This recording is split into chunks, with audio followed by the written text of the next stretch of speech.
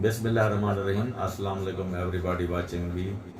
I am Dr. Sheikh Rashid from Pakistan working as sonologist. We are performing, this is a female patient, we are performing ultrasound for the liver mass.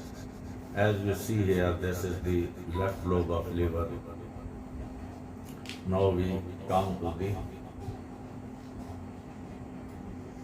right lobe and see.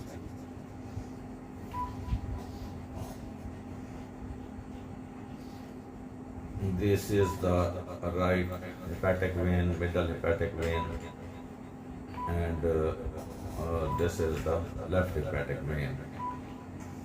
Now we see there is a mass. This one will lamellar pattern. Lamellar pattern, this is avascular mass. There is no blood flow in this mass. This lamellar pattern is highly suggestive of dead hydatid cyst. This lamellar pattern, this white are lamellae, and this is called the water lily sign.